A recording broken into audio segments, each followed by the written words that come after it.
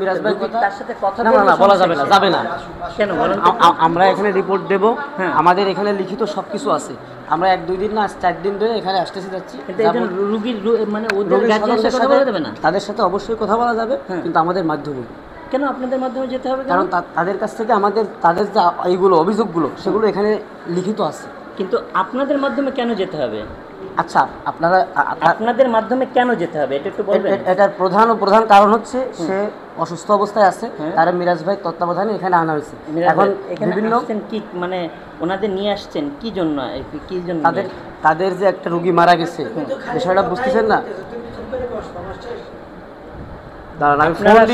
শুরুতে আসছিল হচ্ছে শফিক সাহেব, আপনারা শফিক সাহেবের কাছে শফিক সাহেবের সাথে কথা বলছেন? আপনারা সে আসি চলে গেছে। ভাই আপনি কি শফিক ভাইকে চিনেন? আপনি শফিক ভাইয়ের সাথে একটু কথা বলেন, বলবেন? শফিক ভাইয়ের সাথে একটু কথা বলেন।